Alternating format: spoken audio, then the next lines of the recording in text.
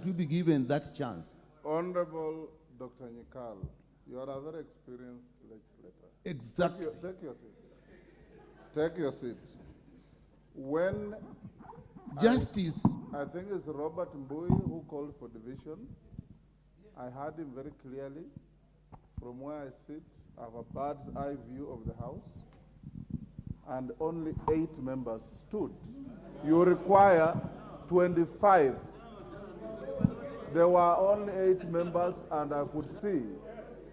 So we have passed that matter. Let's move on to the next. Order number 9.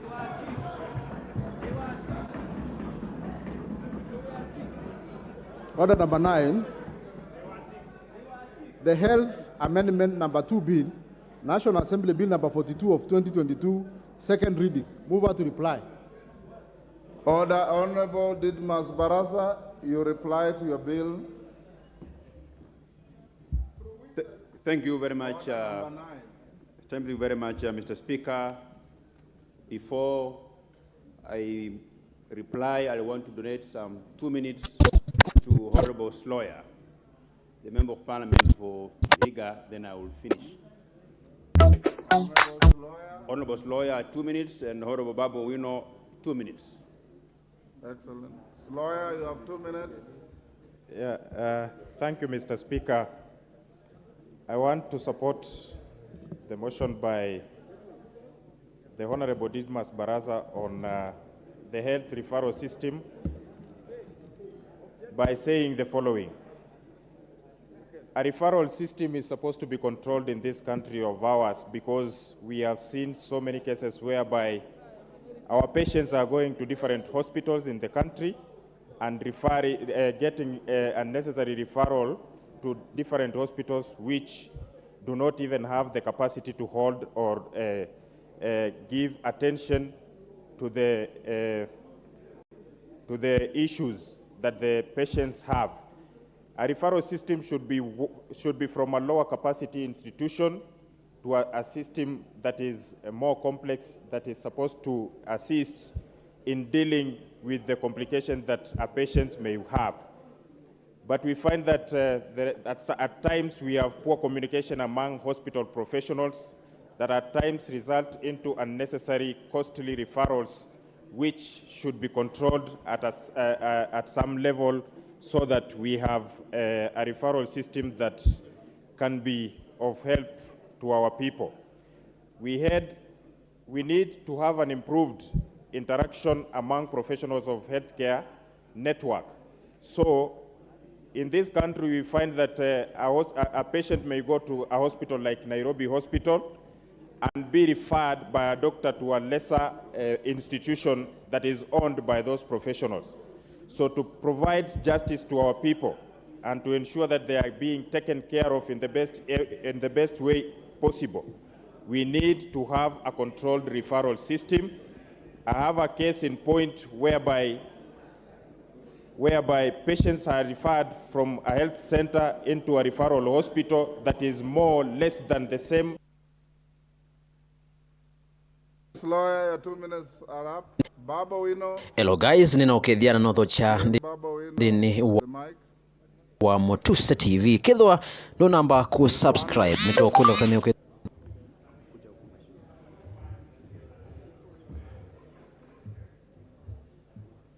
Thank you. Thank you very much, Mr. Speaker. I rise to support the bill on the health. Mr. Speaker, in the Bill of Rights, the fundamental human right to life is enshrined in our Constitution. And Mr. Speaker, whoever goes against this right becomes repugnant to the natural laws and justice, and inconsistent and repugnant to the natural laws and justice. Mr. Speaker, our doctors take a Hippocratic oath to preserve life or to protect life, and our nurses take a Nightingale pledge to act professionally. Therefore, Mr. Speaker, if a hospital is referring a patient to another hospital, they should take care of that patient until such a time when that patient arrives into the referred hospital. They should ensure that they preserve life and they protect the patient. In our Kenyan system, Mr. Speaker, you find that a patient is taken to a hospital, left there to die. Procedures are being followed for this patient to be admitted in the hospital that they have been referred to. So therefore, Mr. Speaker, we have a right as a nation to protect and preserve life. Thank you. Who do you want to inform? Owino has finished his contribution, so you can't inform him. Honorable Didymus. Thank you, Mr. Speaker. Mr. Speaker, this bill seeks to compel the Ministry of Health and the hospital facilities to develop a referral system that will ensure that a person who has been referred to another facility for treatment, that person must be admitted seamlessly. The file of that patient should be sent electronically to the facilities upon which that patient is being referred to, so that upon arrival, that patient should not waste even a single minute, because it's a case that it must be attended to immediately, Honorable Speaker. Honorable Speaker, it also requires that the hospital upon which that is referring this person must continue to attend to this patient until that person reaches to the facility where he or she is being referred to. We have situations in this country, Mr. Speaker, where upon a patient being referred, there is nothing that will happen to that particular patient. He becomes helpless. No one takes care of him. The file is discharged, is closed, and we want to ensure that when a hospital facility refers a patient to another facility, they will continue taking care of this person until he or she arrives at the facility where they have referred that patient to. The second thing, Honorable Speaker, which is very important, is that the person referring the patient to another facility must ensure that the referral process is expeditiously done, more seamlessly, within the shortest time possible, Honorable Speaker, and that upon arrival, that other facility must have superior medical facilities to be able to deal with this kind of emergencies, Honorable Speaker. I want to ask members to support this bill so that we engage further at the committee of the whole House and improve this bill further. And I want to thank those who have supported, those who have made their contribution, those who have supported it, those who have opposed this. I have taken notes, and I want to appreciate them, everybody, for processing this bill. Mr. Speaker, I beg to move.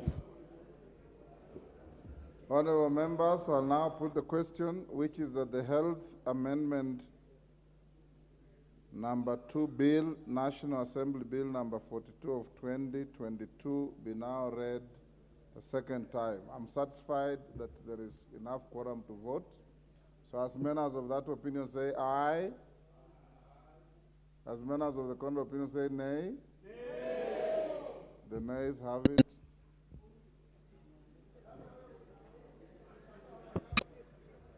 Next order. Wa Motusa TV kethwa Order number 10. ethiana no thocha ndini wa The Motusa Cancer TV kethwa no number And Control Amendment Bill, number 2 Bill, ku subscribe Bill number 39 of 2022, first reading. number ku subscribe mito Order. to kula kwenye kethwa ndo A bill for an act of parliament to amend the Cancer Prevention and Control Act. ku subscribe mito kula kwenye kethwa ndo subscribe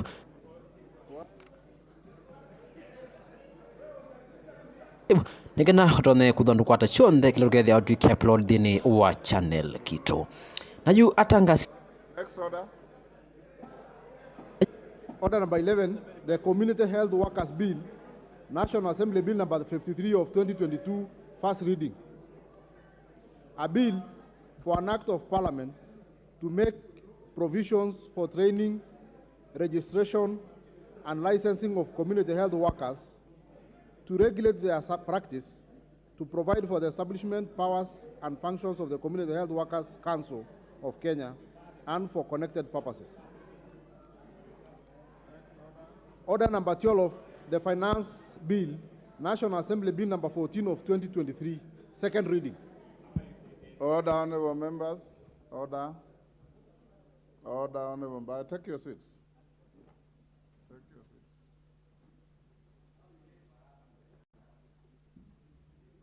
Order, honorable members. We are now going to order number 12 that has been called out, the Finance Bill.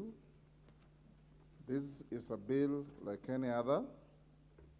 You know, in the budget cycle, there are always two critical bills, the Finance Bill and thereafter the Appropriations Bill.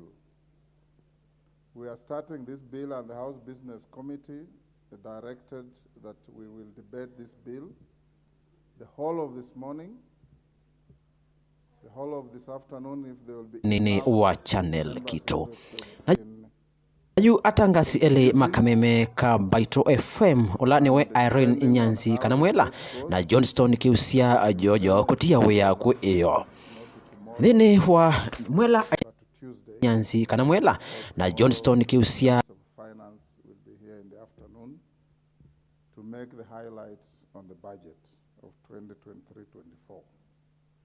In debating this bill, as you know, Jojo kutia the mover of the bill will have 45 minutes, and in the event that he's not done in the 45 minutes, the tia wea ku iyo thini wa mwela ainina thini wa mtandao wake wa Facebook no wetie kana imebidi this chapter is officially closed forever grateful namo ati imake nemonekie mende na comment yolo wa kiu mwela onethiwe and amina kwa kiposti ndini wishes to reduce that period so that more members can contribute. That I leave it to the House. As and when any member raises such an issue, the chair will consider either on its own or put a question to it. The leader of majority and the leader of minority, you will be entitled to 15 minutes each on this debate. And I want to encourage us that this is a bill that has generated quite a bit. mwela onethiwe and amina kwa kiposti ndini wa kiu mwela Bill, nemonekie forever and the time grateful mastering namo ati imake nemonekie mende na comment yolo wa kiu at the committee, mwela onethiwe which will probably come tomorrow on this afternoon or on Tuesday, depending on how the interest in the debate goes. Everybody will be given an opportunity to debate. As usual, my screen is full. I don't know if it was full for the items we have already finished or for the coming bill, but we'll use both the screen and the discretion of the chair to pick members to speak. I encourage decorum. Your right to speak must be equal to yolo wa kiu mwela onethiwe and amina kwa kiposti ndini must also be ready to listen to those who have listened to them. And that is the way debate should be in this House. So the chairman of the committee, you can now take the floor and move. wa Facebook yake nake Johnston Kiusia kana that delivery.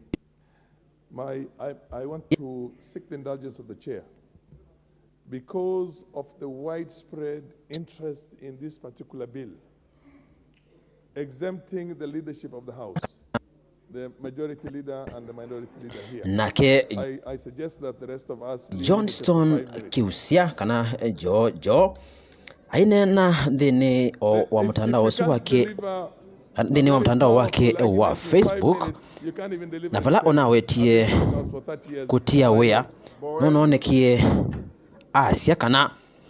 Today marks my last day working for Baito FM. Thanks to Chair and EBC management for believing in me and giving me the chance to build the brand. Deputy, or the honorable member who've just spoken that we need to reduce because of we have many members.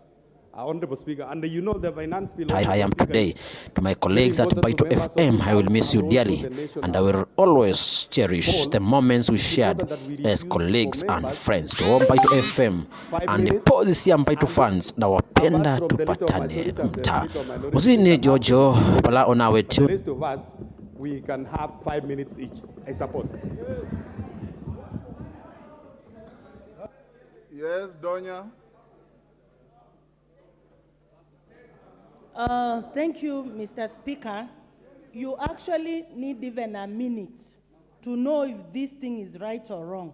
I don't see the sense of having the 10 minutes while each of us need to debate on this bill, we share on our grievances, how we feel about it. Ndondeni wa Facebook account yake likana ni mwela kana Irene Wanyanzi na Johnson Kibusia na manati wea kwe iyo afuasi yo kana ati on manaonekie. As I stand there, you can know that that lady dressed well or bad.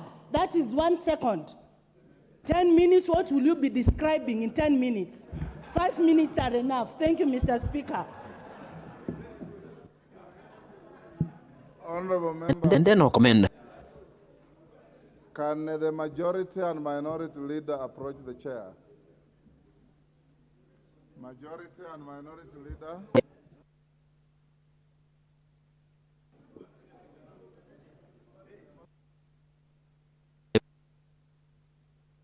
Ni atua kana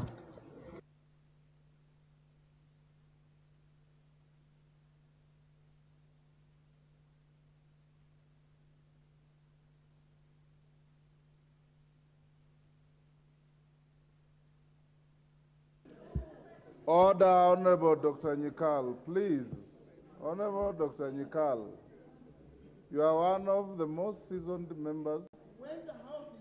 Order, Honorable Dr. Nyikal. and then I'll commend. Na ukunwa ni kana ni kutelemwa ni atua kana step isu asuele manethijwe mosa Which controls human behavior. kula me kwenda then kula me kwenda itina wakuma Baito FM maina Respect for you. And you are the last suele manethijwe mosa kula me kwenda then and experience kula me kwenda then to do what you are doing. then Order, Honorable Dr. Nyikal. Honorable members, having had 3 members and consulted ele with manethijwe your mosa kula me kwenda then kula me kwenda itina wakuma Baito then kula me kwenda itina wakuma member, itina wakuma any member who will have material to prosecute itina wakuma Baito FM maina you have much more to say, the discretion will be exercised. Now I call on the mover to start. maina kutanga. Thank you, Mr. Speaker. Mr. Speaker, I raise kula me kwenda itina wakuma Baito FM maina kutangaza ende ni wakati wa kwithwa maende ya kwithwa o radio ne ino ni Motusa TV kithono namba ku subscribe likana kutone ku subscribe Motusa TV, bringing it closer to you. a responsibility that is Chairman. mandated. Yes. You start by saying, Mr. Speaker, sir, I beg to move that the finance bill be now read a second time. Thank you, Mr. Speaker. Then you move the way you are moving. Thank you, Mr. Speaker. Mr. Speaker, I rise to move that this finance bill be read for the second time. Honorable Speaker, I hold a lot of gratitude for the responsibility that bestowed on the Committee of Finance and National Planning as per the Standing Order number 245. The Committee of Finance and National Planning carried out the most extensive public participation in the history of Parliament. Our members of the committee sat between 10 and 12 hours every day listening to the members of the public, listening to various views of Kenyans. Our members of Secretariat sat hours reviewing the over 1,500 memoranda that were sent to us by email, taking care to respond individually to each of those emails with comments, and noting those comments in our report, a report that we have annexed, that we tabled yesterday, that provide annexures of around 3,000 pages. Honorable Speaker, this comes at a time when we also, yesterday evening, we did the estimates and the appropriations, Honorable Speaker. It's very interesting to note that the Committee on Budget and Appropriations Committee, when they are doing their budget participation on the budget, the views of the Kenyans and the Kenyans who appeared before them all came with smiling faces, because they were saying, we want that road completed, we want that dam done, we want connection of water in our homes, we want extension of electricity connection in our homes. But, Honorable Speaker, the experience may not have been the same when we were asking the members of the public on the views of how that budget that they really wanted implemented, we would raise the funds to fund that particular budget, Honorable Speaker. Honorable Speaker, before I go to materials on the facts of the bill, it comes at a time when this bill faced a lot of falsehoods and political, I would call it political assassination, Honorable Speaker. I've listened to the members of the public, I've listened to members of this parliament, Honorable Speaker, debating on some matters that will be contained on the bill. And one of them, Mr. Speaker, that I really found interesting and really unfortunate is the miscommunication, for example, on compensation of insurance services. I had members of the public say that if, for example, I lose my leg and I get compensated, then I'm going to pay 16% of that compensation.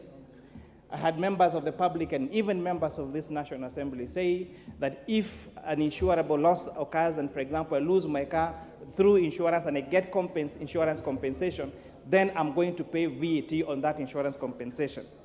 But, Honorable Speaker, I would like to refer you to page 240 of the bill, clause 30, section 9, and I read verbatim, that where a bona fide owner of a taxable supply who has deducted input tax under subsection 1 is compensated for the loss, that compensation that includes VAT shall be declared and the VAT thereupon remitted to the Commissioner. Or B, if the compensation does not include VAT, the compensation shall be declared and subjected to VAT and the tax remitted to the Commissioner. Keywords here, Honorable Speaker, is taxable supplies. And I want to ask members of this House and members of the public, is insurance compensation for your leg a taxable supply?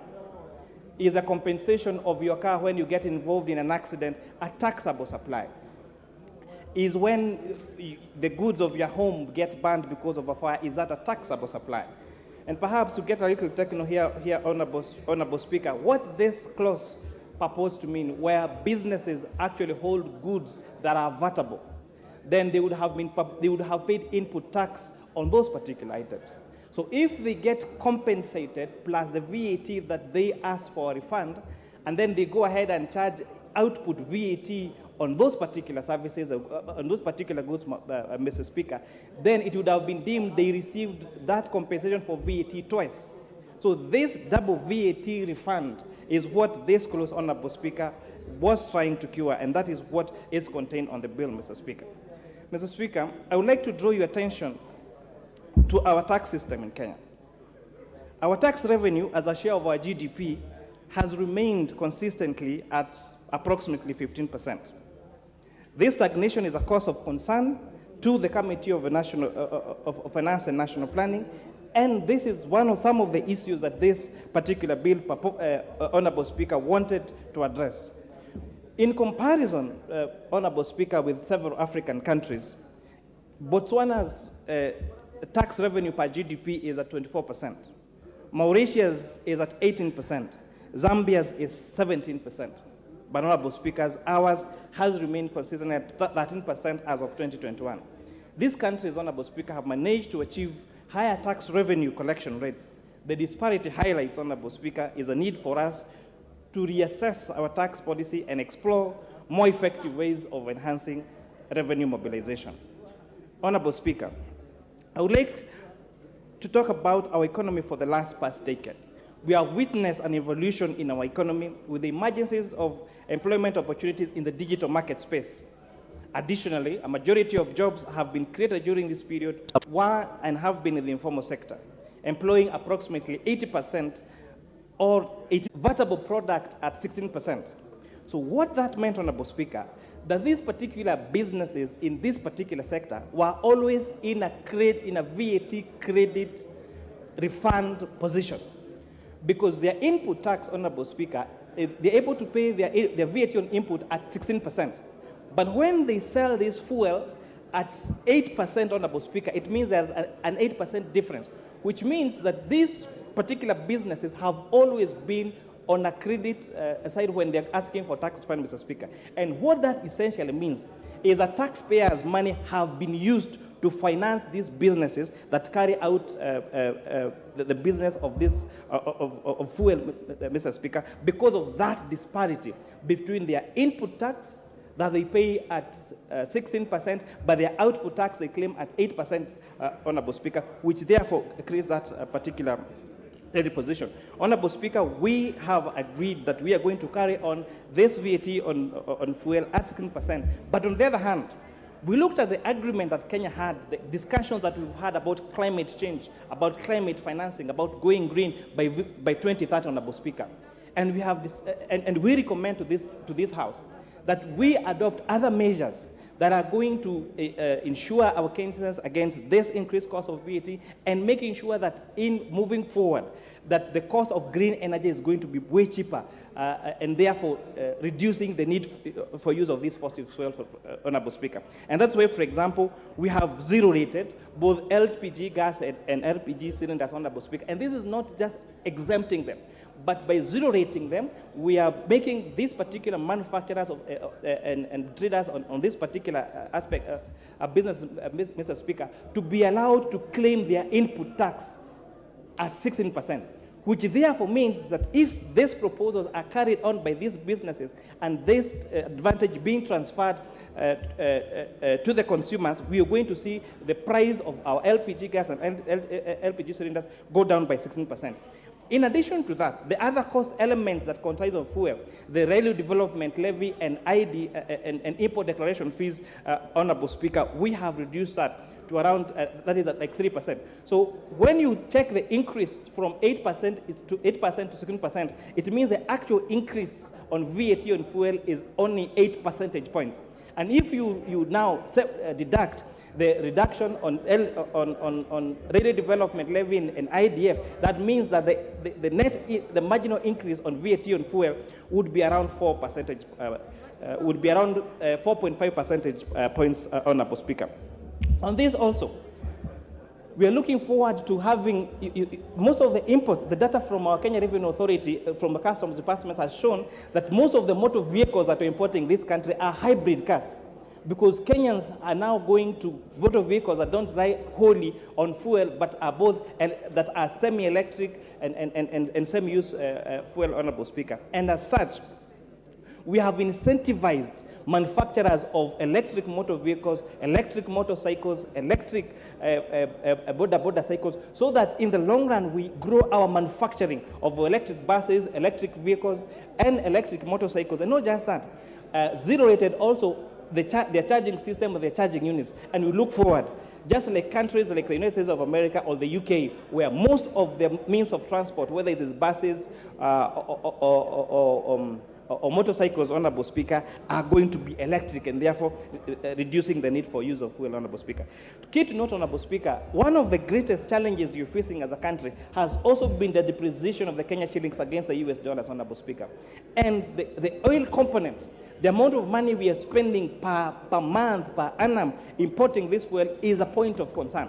So until that time, when we explore our own oil and have our own oil, Honorable Speaker, we have to think about alternative sources of energy that are green, that are cheaper, and that are sustainable, Honorable Speaker.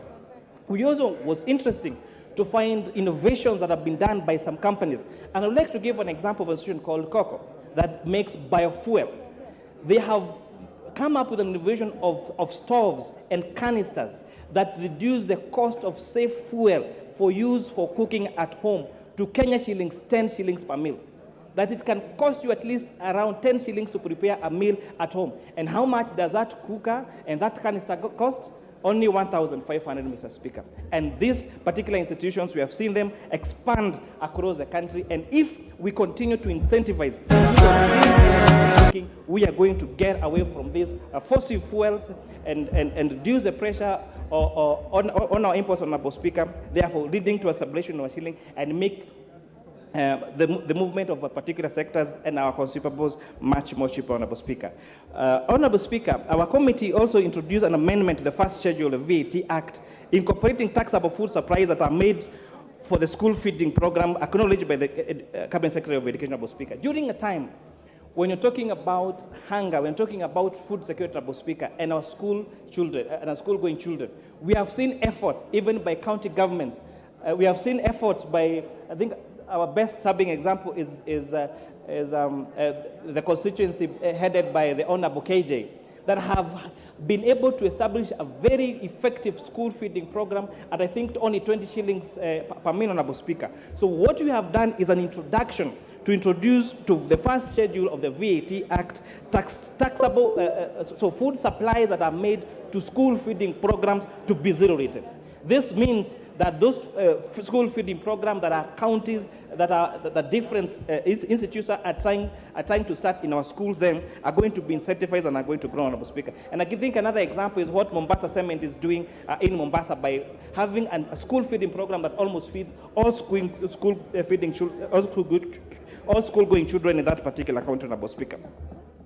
The committee observed there was an attempt, or there's a proposal in the bill to exempt from VAT transfer of businesses as a going concern. This, Honorable Speaker, would have led to a loss of 100 billion shillings in terms of the proposed taxes, Honorable Speaker. And this is one of the clauses that we have recommended for deletion. So that if when I transfer my money from my bank account, from one bank account to another bank account, I pay VAT and I pay excise duty.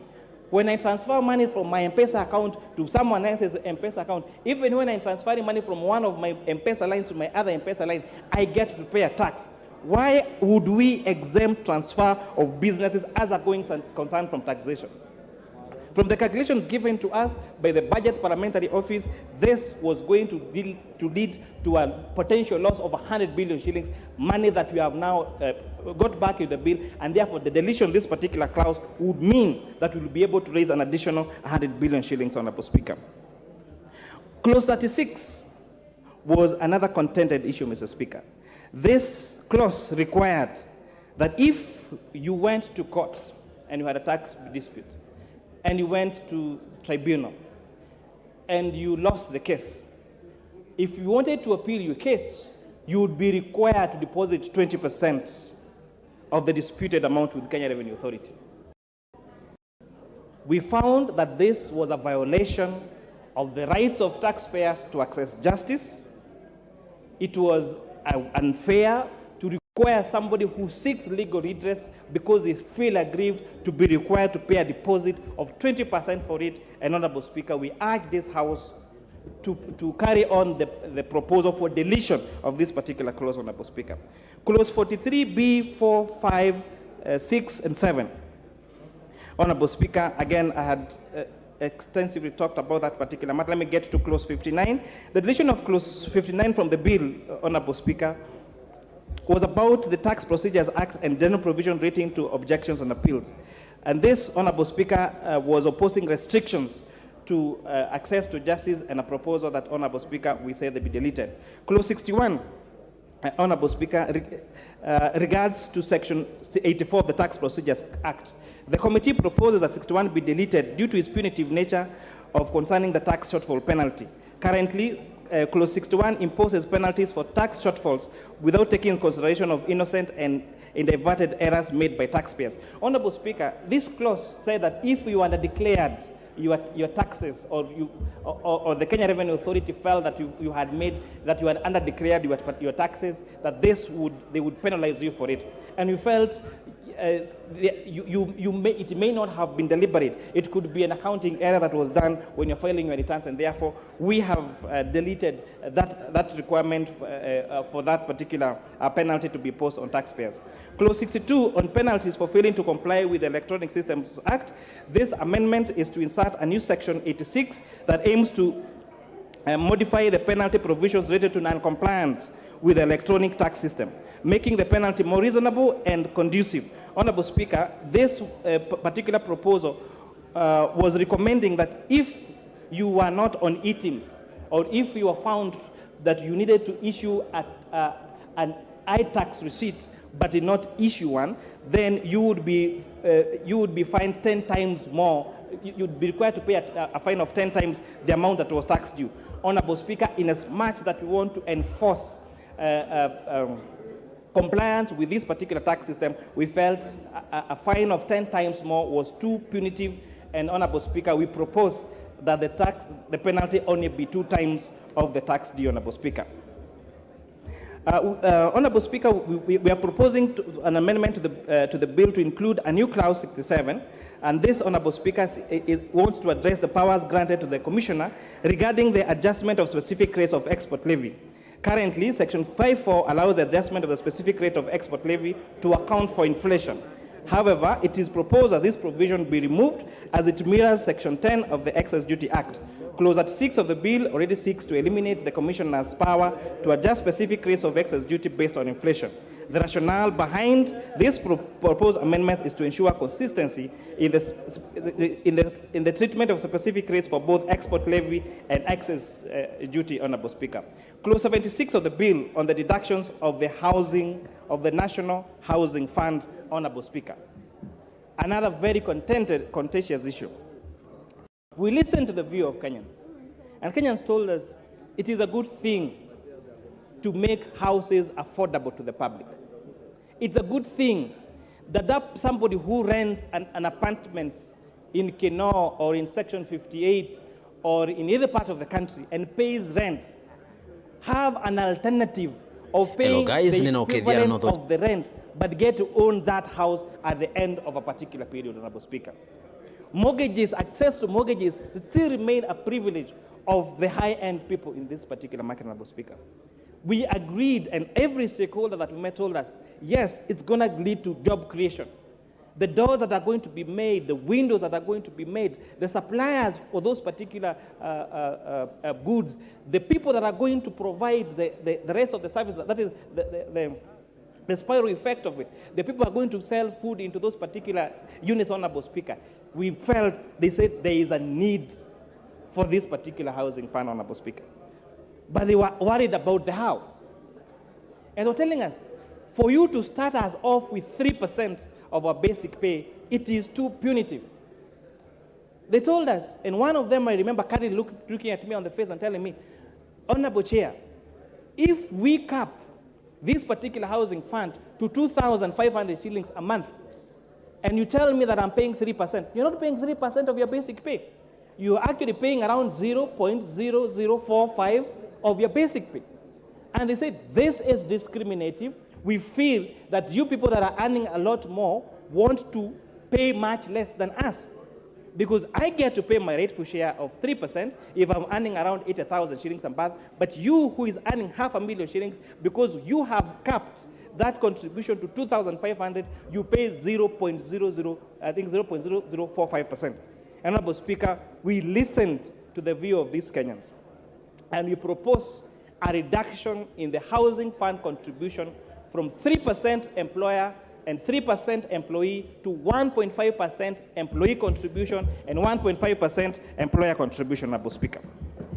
And it's very important to note that the capping that was capping the contribution to 2,500 has been removed, because this would have been discriminative against those people that are earning less, because those people earning less would have paid their rightful share of the 1.5%, but you and I that have a higher pay slip then would get to pay much less or a higher percentage, Honorable Speaker. We have also established that these funds will go into the consolidated fund, Honorable Speaker, as per the PFM Act. Mr. Speaker, the shift towards the informal sector also poses challenges to our tax revenue, as the economy diversifies, the jobs opportunities arise in all sectors, it has become crucial to expand our tax base. Honorable Speaker, Kenyans told us that the few of us are paying taxes, but there are so many others that should pay the rightful payer of tax that are not paying. And key in point was the small businesses. And Honorable Speaker, on the proposal to have the turnover tax have a threshold of 500,000 shillings would mean that those people selling around 1,000, with the sales of around 1,600 shillings a day would be required to pay a turnover tax of 3%. Honorable Speaker, we saw this band too little, and we have therefore proposed to increase this band to at least 1 million shillings sales per annum to 25 million shillings per annum as those Kenyans that would pay the turnover tax, Honorable Speaker. And you're also telling them, people are asking, why are you taxing me on gross instead of taxing me on profit? And Honorable Speaker, we have told them that at the end of the year, you do not have to pay turnover tax. If you want, you can pay the corporation tax at 30%, but then you'll have to calculate your revenues and deduct your tax allowable expenses. And many Kenyans were like, I don't want to go through that process. Tell me how much I need to pay because I want to pay my rightful share of tax. I'll pay that, and we absolutely move forward, Honorable Speaker. With those many remarks, Honorable Speaker, I really would wish to thank the members of the committee. It was very tedious work. It was a lot of work. Most of us still have a back problem even now. Our members of Secretariat, they have been doing almost 24 hours of work to make sure that we put this particular report in order, Honorable Speaker. And because I want to give as many honorable members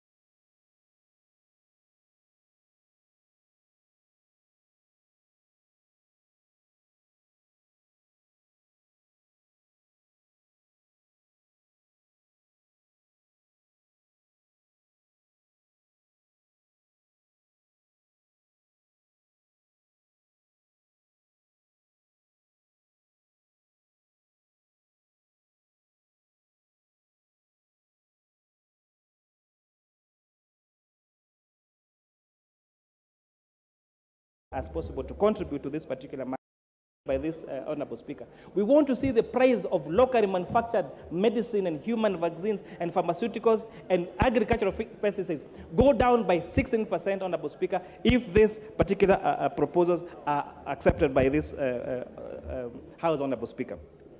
We have a very ambitious, this bill has an ambitious plan of exporting mobile phones across Africa, Honorable Speaker.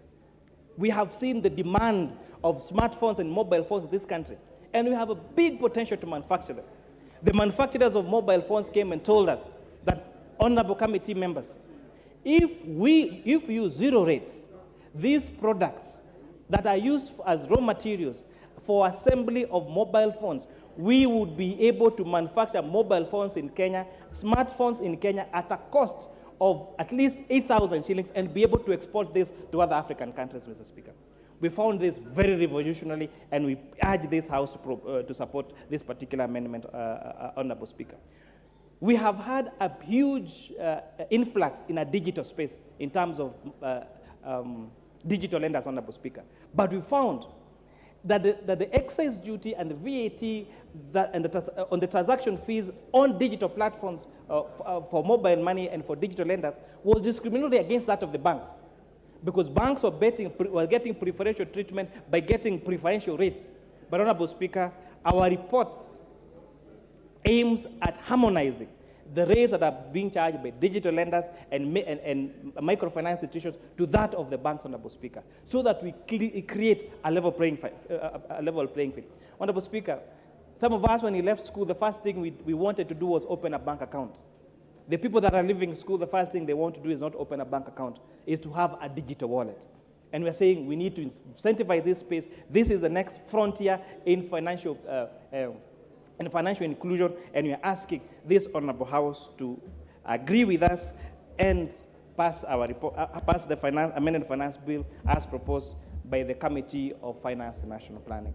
And with those very many remarks, I want to donate the rest of my minutes so that this House can extensively debate this particular matter, and hopefully our good idea can give birth to a great idea, and that great idea can give birth to the greatest ideas. And with that, Honorable Speaker, I support, and I ask the Vice Chair of our committee, the Honorable Ambassador Benjamin Langat, to second. Thank you, Honorable Kimani. Who is seconding you? Danger. Yes, sir. Yes, Mr. Speaker. Mr. Speaker, I want to thank you for the opportunity to second this bill, and I rise to second this finance bill of 2023, Mr. Speaker. Mr. Speaker,